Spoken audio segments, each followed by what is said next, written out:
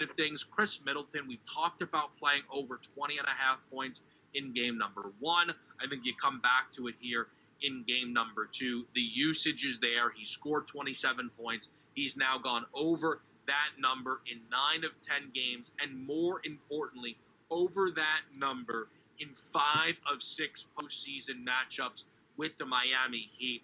I know it is surprising because Middleton doesn't come with a great postseason reputation, Donnie, but he is getting the job done from a scoring perspective, even if it's maybe not with overwhelming efficiency here against Miami.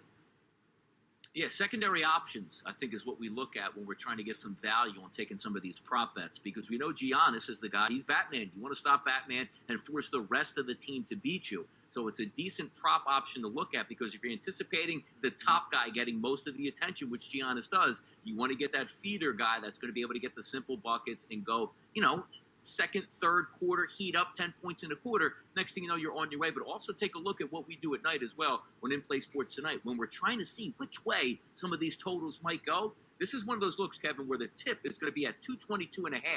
The first quarter, we might see that get as high as 232.5. And is that the time that you go under the total? Or, as we talk about those principal plays, if it drops down to 212.5, 210.5, is that the time to go over? So a lot of options here on the FanDuel Sportsbook that we really like to delve into. And there's a lot of value there as well, each way.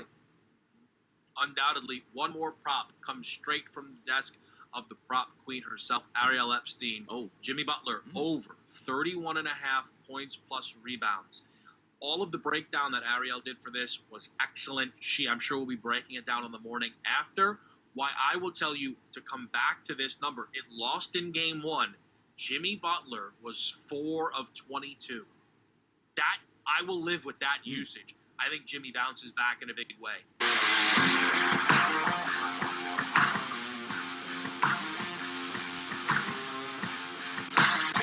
Donnie, and coming around on the Jazz minus a game and a half for this series. For them to win 4 out of the next 5, because Rudy Gobert was still a +9. If he doesn't foul out, they probably are able to win this game. The fact that the Grizz had this at one point as high as, I believe, 17, and this still ended up only being a 3-point win, and I fully anticipate Donovan Mitchell returning, I'm interested then, Donnie, in Utah winning this in 6 or less games.